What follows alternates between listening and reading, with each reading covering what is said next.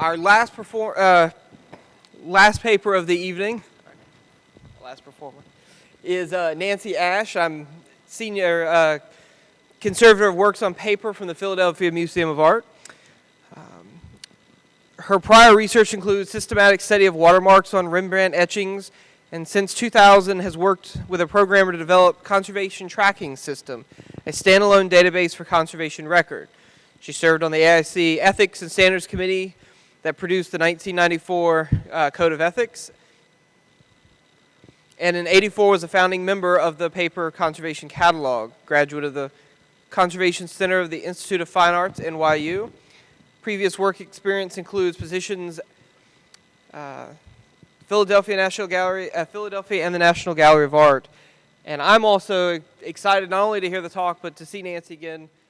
Through this whole thing, she's been one of the most pleasant people to work with, and you know, has sent me things. Hey, you might want to consider changing this. And so she's been a real delight to work with.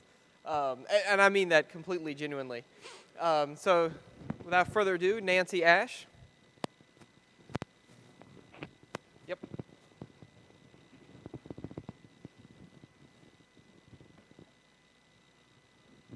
I just say slow me down if I'm talking too quickly. Put this on here? Yeah. Okay. All right. All right. Oh, okay. All right. So I'm going to be speaking about the materials and techniques of self-taught American artist James Castle. And this talk derives from research we undertook at the Philadelphia Museum of Art for a retrospective exhibition of Castle's work that was held at the museum in 2008. The exhibition gave us the opportunity to apply the same sort of study to Castle's art that we so often use to understand the work of mainstream artists. And this involved both detailed visual examination to assess and characterize Castle's materials, that gave me what I wanted, okay, to assess and characterize Castle's materials and techniques, and instrumental analysis to identify the materials.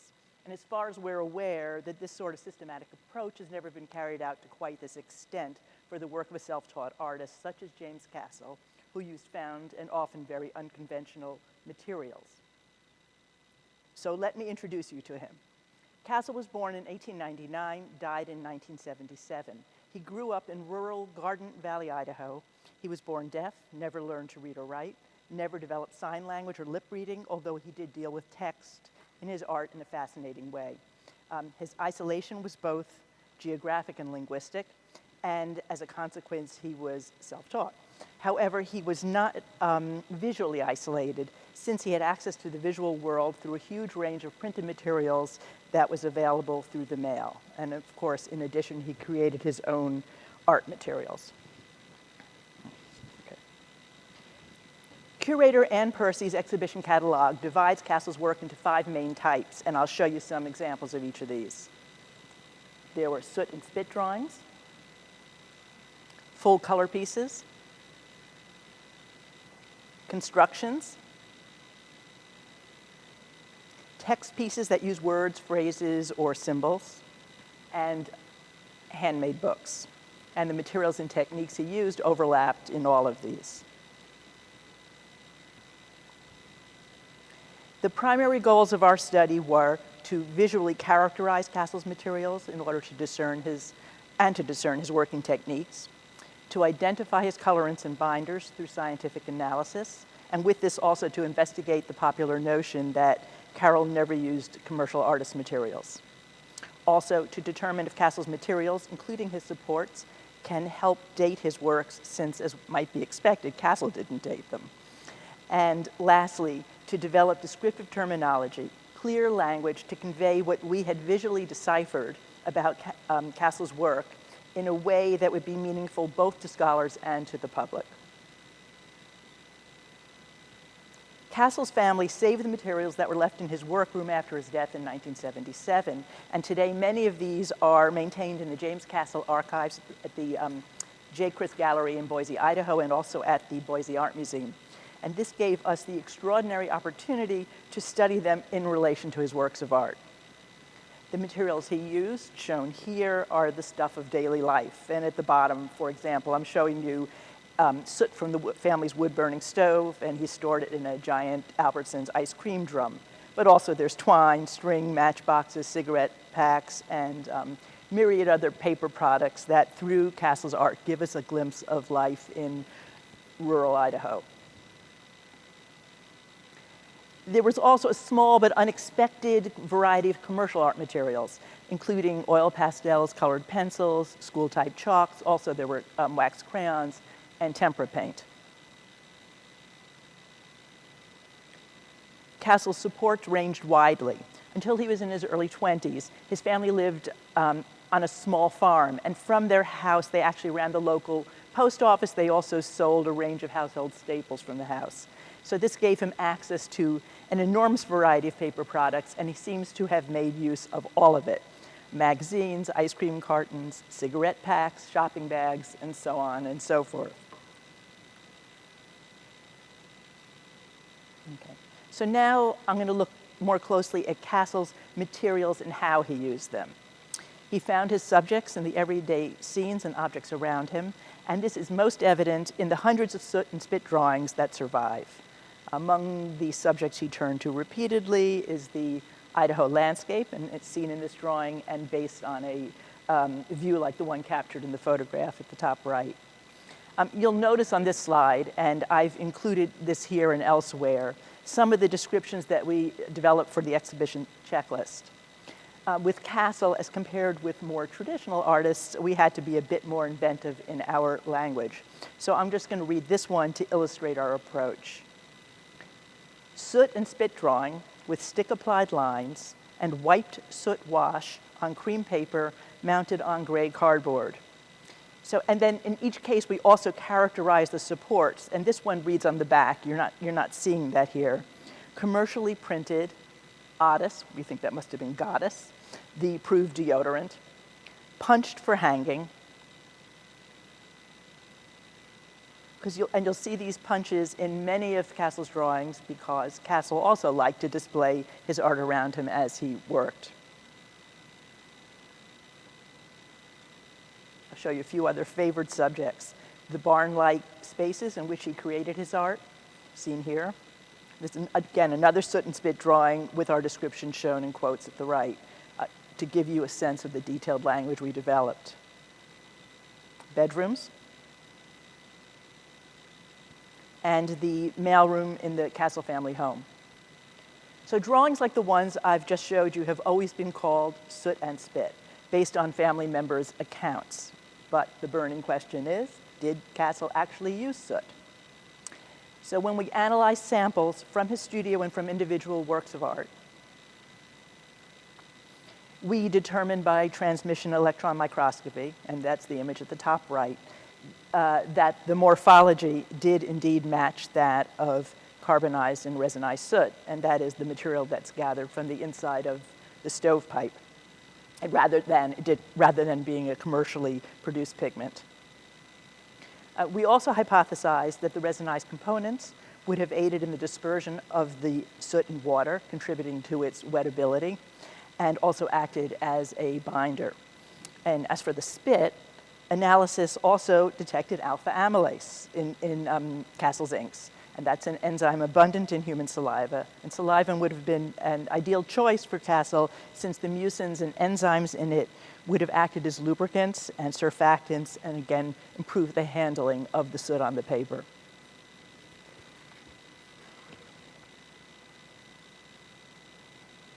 The remarkable refinement of Castle's drawings prompted a closer examination of his unconventional tools and application techniques. He used sharpened sticks to deliver the soot ink with remarkable skill, and he applied his washes with wads of cotton and cloth. So first, I'm showing you the sticks here. Only an occasional metal nib pen was found among his things, but numerous wooden sticks were saved that Castle had whittled down and then used to produce a surprising variety of lines. And we felt that this was consistent with the way more traditional artists have always selected their pens, whether they're quills or reeds or metal nibs, for the distinctive quality of lines that they deliver. But compared with the traditional pen, the tip of Castle's sharpened stick would only hold a very small amount of liquid, so he would have needed to continually redip it. And so we felt that the scrap of paper shown here shows how he repeatedly wiped the end of his stick on the paper to test it while he was working. There's no evidence that Castle ever used brushes. Instead, he used wadded materials, and they were mostly cotton wrapped with an open weave cloth, and here he's kept them in a tin, and he used them to create a compact tool for his wash applications. Here we found them stored, the wad stored in a cherry cordial box like favorite candies. In some drawings, such as this one, Castle only used stick-applied lines, no washes, even to fill in the solid areas. And I'm showing you, for example, that area at the bottom of the star.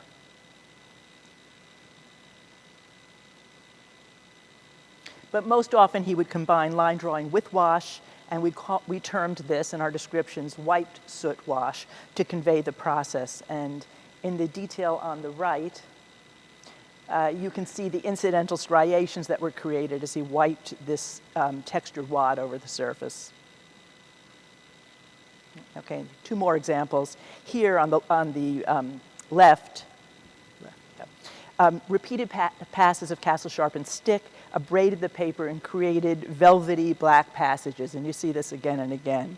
And then on the right, you can see, I guess I should point, again, where the dramatic disruption of the fibers from Castle's stick and in the green lines.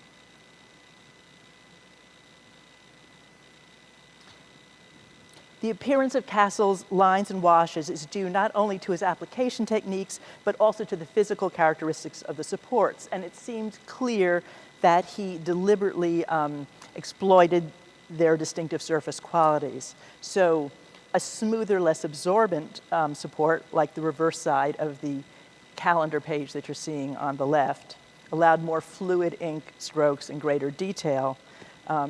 By contrast, when he used lightly sized or unsized supports, as seen on the right, the lines were less fluid because the water-based mediums would sink into the more absorbent surface.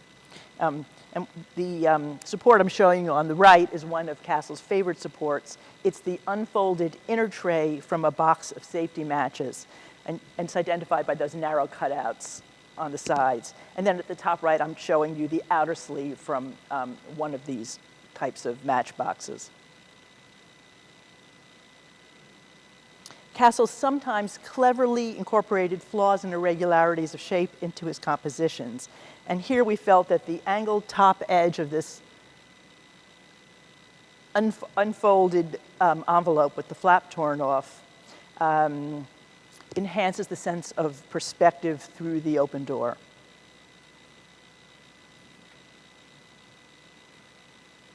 Okay, now I'm going to turn to Castle's full-color works. Before our research, these were called colored pulp drawings based on the misconception that he applied pulp from colored papers directly to the surface. But instead, our close observation revealed that Castle apparently dampened colored papers with water, squeezed them to extract the dye, and then used his wads and sticks to apply color to a support that he had intentionally and selectively roughened and abraded. He executed most of these full-color works on wax-coated food cartons, frozen food cartons. The ability of the cartons to resist distortion or cockling, and the bright white of the paper made them the perfect choice for him. Castle would work on the unprinted inner surface and then vigorously abraded selected areas with a sharp tool. And here you can see the clumps of fibers that he raised with the tool. And of course, it was this disruption of the waxy surface that allowed the colored liquid to penetrate into the paper. And also, in keeping with traditional watercolor technique, the white of the, not that he knew about it, but it works, he picked the same approach. The white of the support reflects up through the washes, enhancing their brilliance. And Castle also left the wax undisturbed or in reserve for the windows, shown there. So in this full color drawing, Castle left the wax intact beneath the green grass, and this allowed him to easily displace the paint with a broad-tipped stick, much like a traditional artist might use the end of a brush to move paint around. And also on the issue of dating, colored works made on this type of food carton, which wasn't marketed until the 1950s, can be broadly dated to Castle's later career.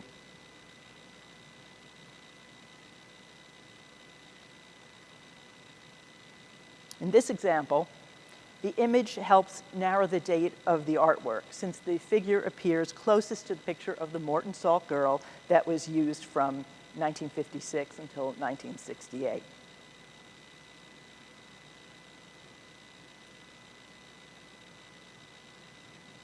It's for the colored works that most of the instrumental analysis was carried out.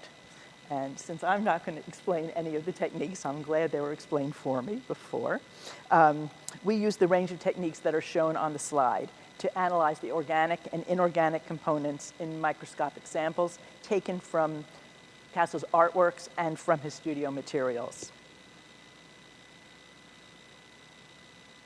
Shown here are pieces of unused and used red crepe paper from his studio. And the dyes in such papers would have provided a convenient source of color. And here we experimented and easily extracted the red dye from the crepe paper using water. And in fact, HPLC analysis of the dyes in the paper and the red ink in this book showed a very close correspondence. Each contained a mixture of the water-soluble dyes that are listed on the screen, supporting the idea that Castle did in fact extract colorants from papers such as these.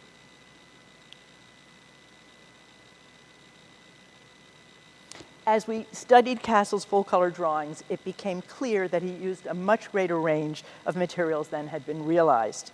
One unexpected finding was his likely use of laundry bluing. So it's an intense blue commercial product that was widely used in the 20th century to optically brighten dingy linens. And a similarly intense blue appears repeatedly in Castle's work. And you can see it here, for example, used like an ink in the stick-applied lines in the book on the left, and also in the lines and washes in the drawing on the right.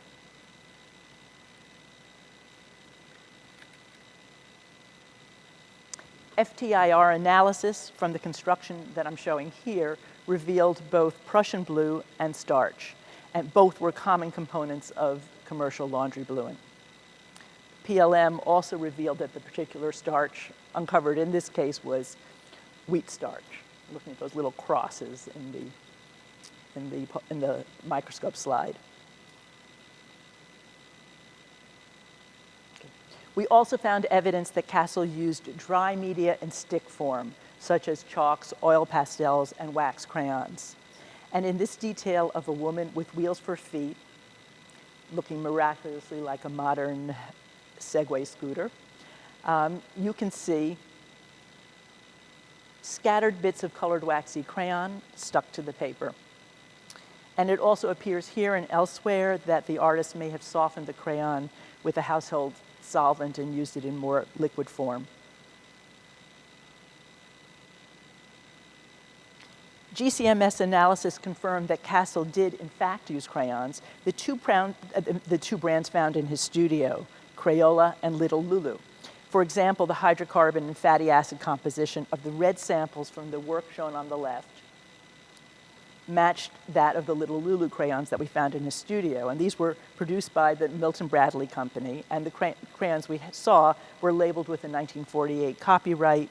Again, this suggests that Castle couldn't have used them before that year.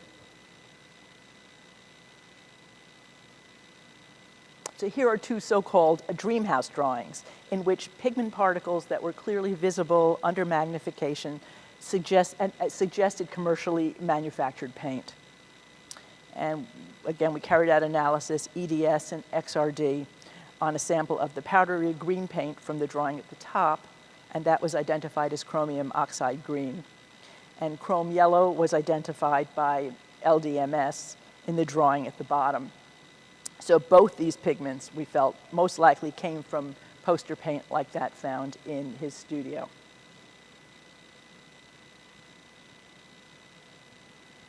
Shown here is a selection of the 22 colorants that were identified in the study. And while many of them originated in the late 19th or 20th century, I guess all of these, several weren't marketed until the 1930s through 50s, and they may help with dating of Castle's works. For example, the quinacridone red in this piece wasn't marketed until 1958.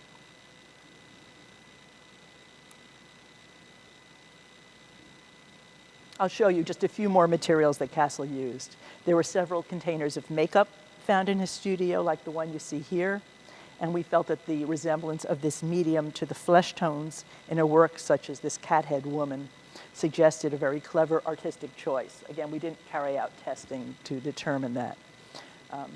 Green finger paint with its creamy consistency is evident in this construction. Castle often used fiber tip markers to create discrete accents, as seen in the purple details in the girls' coats. And this dates such works at mid-century or later, when fiber tip pens were first developed. This long-legged bird gives an example of Castle's clever use of his found materials. For the body, he wrapped layers of tar paper around the corrugated cardboard core, and then the long gray cardboard legs are punctuated at the tip by yellow printing from the commercial packaging. And finally, here's another terrific example in which Castle used a Ranchway feed bag to fashion the young girl's bold red dress.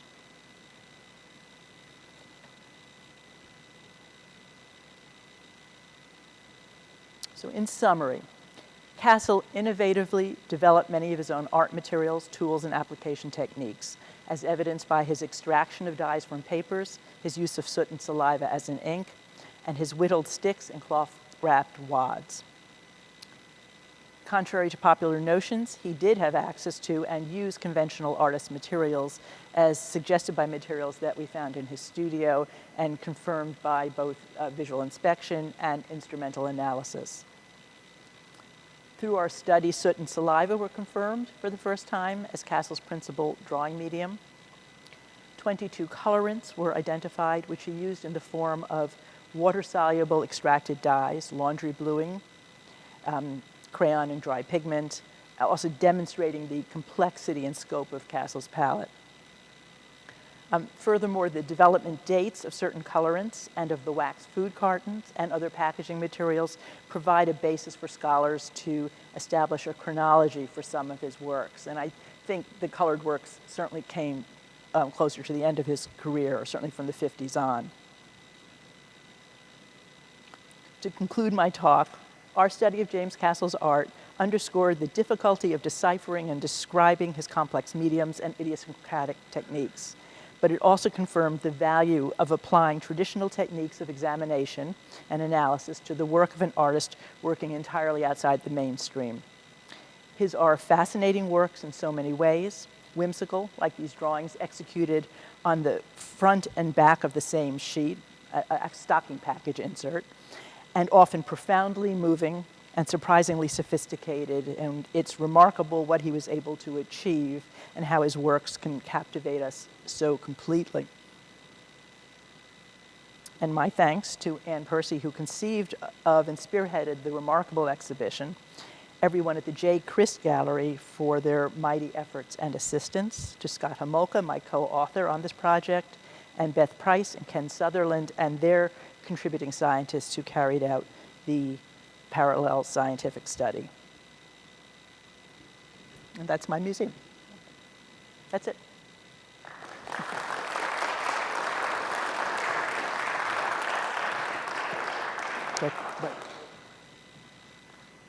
Thank you, Nancy. Welcome. Do we have any questions? I forgot to bring the catalog. It's a great catalog, and there's a CD in the back that has all the interviews that Jeffrey Wolf of Festaway Films did for this project. So he interviewed all the relatives and a lot of art historians and gallery people, but there's a lot of, Castle wasn't alive, but there's a lot of close narrative. So questions for the audience? Yes, Mr. Barry.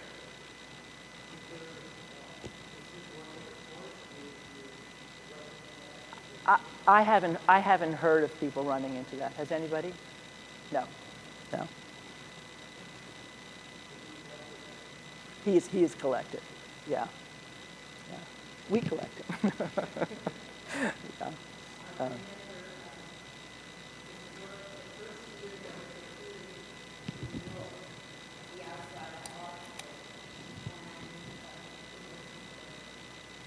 Oh, it was Chris Gallery.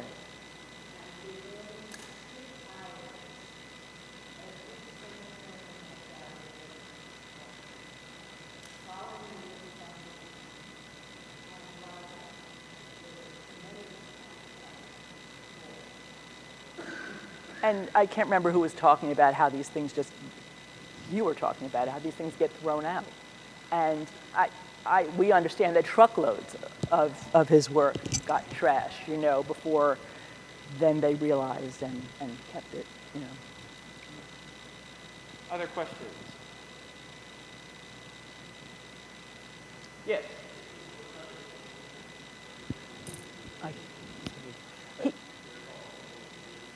He does have family living today, and I think they were, during his lifetime, they were extremely supportive. And to make it shorter, I took out all those quotes, all those wonderful quotes about them no, he took out the trash, but they would first let him come and open it up, and he'd take out everything he wanted from the trash, and then he would throw it out. And they'd put the ice cream cartons on top because they knew that he, you know, wanted the ice cream cartons. So, you know, they supported everything he did. And